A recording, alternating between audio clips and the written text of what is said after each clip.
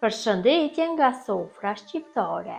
Përsëri jemi së bashku dhe për këtë iftar motra dashura, ku kam përgatitur pite në formë trekëndshe të mbushura me spinaq dhe gjizë, qepë të njoma, ideale për iftare, për syfyre. Besoj se kam ju pëlqyer receta kur ta shihni videon në vazhdim.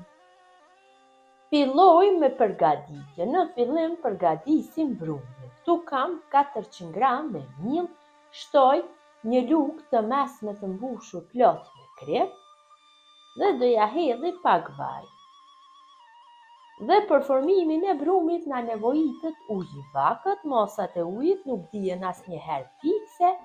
Shtojmë kështu një pjesë dhe përzijmë me lugë, derisa ta formojmë një çull të trash që mund të sillet kështu në lugë.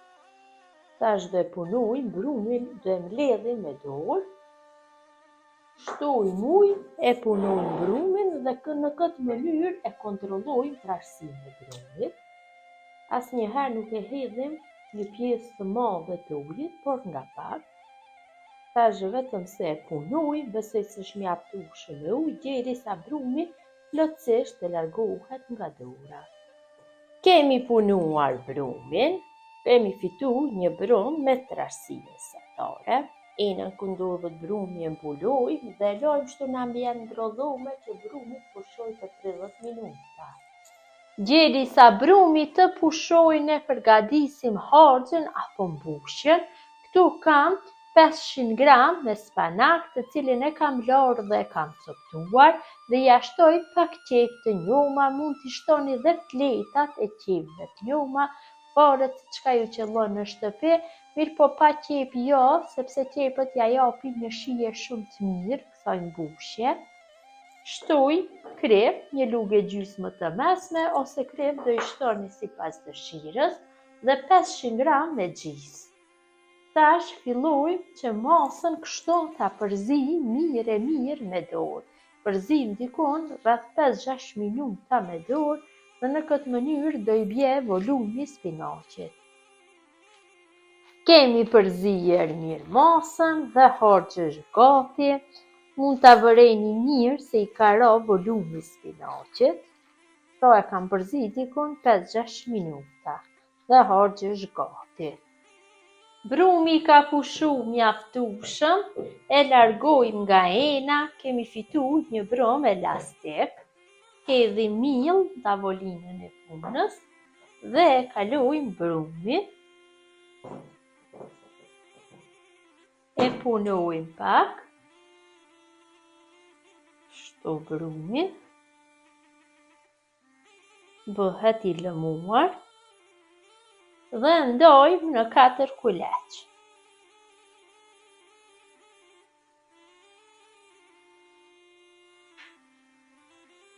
Katër pjesë barabarta.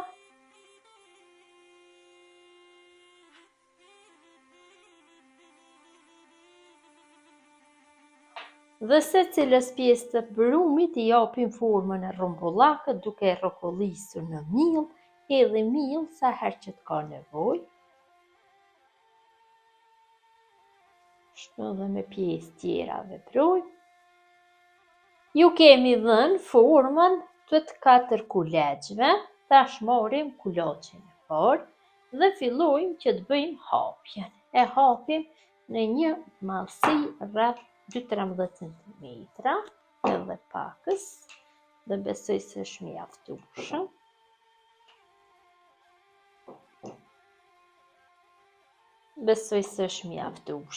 Dhe i vendosim në një tepsi të lyer me vaj. Kam hedhur vaj, do e përhapi vajin.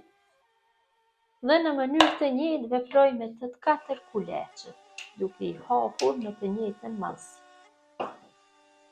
Pasi i kam vendosur në tepsi petat e hapura, atëherë tek secila hedhi kështu nga një lugë gjelle me gjallë të shkrirë. Mund t'i përgatisni edhe me margarinë. Dhe e përhapim kështu gjalpin me anë brushe sa me dorë tek secila dhe e palosim secilin petë të hapur. Në mënyrën e njëjtë do veprojmë me të gjitha.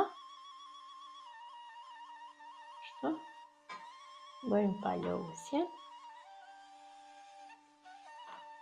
Dhe tepsien e kam mbulu me një foli najloni dhe përsëri petat e palosura do i lë të qëndrojnë për 25 minuta tjera.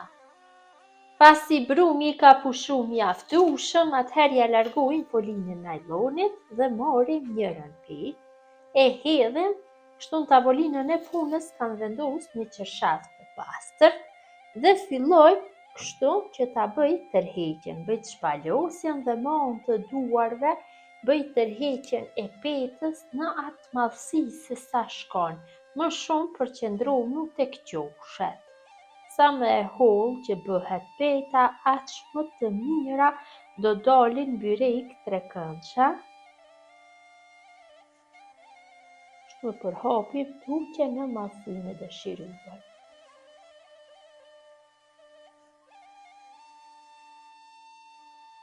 Kemi hapur petën në madhësinë e dëshiruar, atëherë sipër do i hedhim kështu gjalp të shkrirë dikon 2 lugë dhe marrim një thikë dhe e prejmë petën në 2 pjesë të barabarta.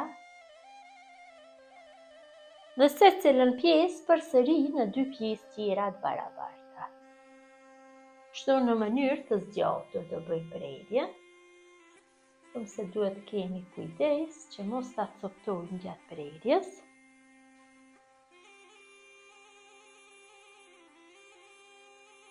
Pasi e kam prerë në forma të zgjatura, atëherë ja largoj skanjet. Kështu, këto më të trasha që kanë ngelur.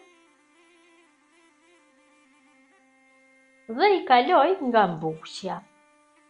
Kështu e vendosi në njërin skanj.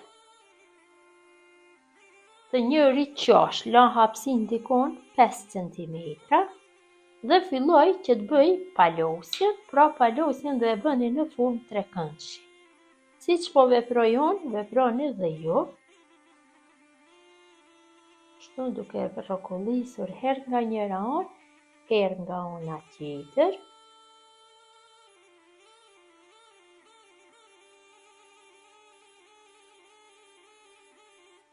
Të qoshet e kësaj ëne që kanë ngelur pak më të trasha, gjatë kohës së palosjes do i tërheqni në këtë mënyrë.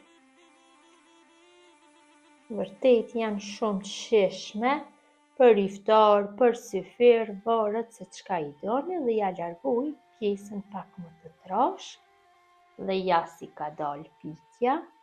Vërtet ka dalë shumë mirë. Në mënyrën e njëjtë vazhdojmë tuqe, kalojmë kështu nga mbushja, hedhim dikon 1 lugë e gjysmë me mbushje dhe bëjmë palosjen kështu në formë të një trekëndshi.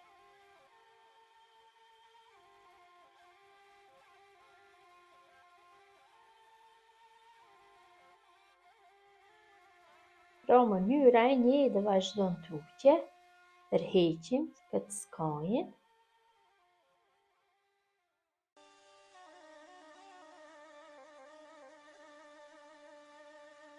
Dhe ja largojmë qoshin e trash. Ja, pra kemi fitu ditë pyetje trekëndëshe. Vazhdojmë tuqe e pjesën tjetër.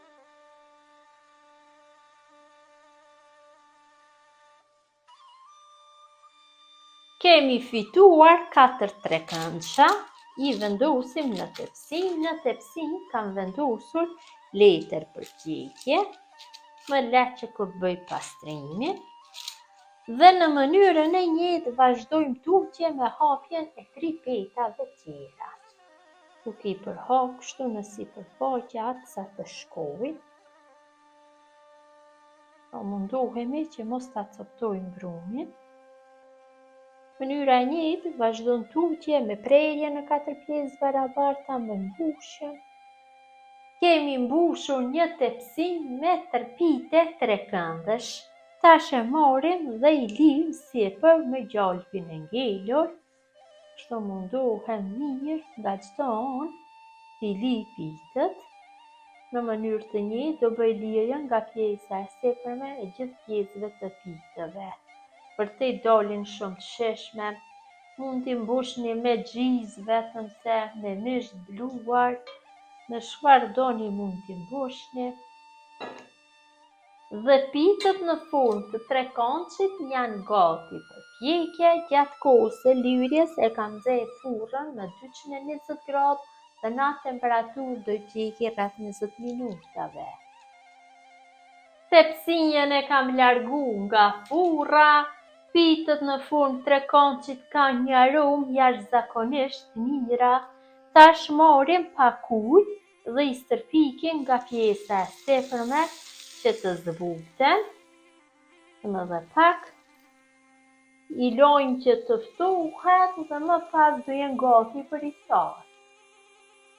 Jemi vetëm disa çaste para vaktit të iftarit, pitët janë ftohur, mund t'i konsumoj me turshi, me ajran, varet se me çka i pëlqeni. Ka ndalë një në mes dhe ta shihni se si ka ndalë, vërtet ka ndalë të buta, si pambuku.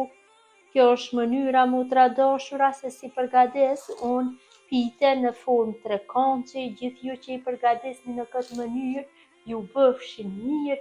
Zoti ju pranoft lutjet dhe ditën e agjerimit. Mirëmbëjtje, gjeni në recetën e radhës nga Sofra Shqiptare.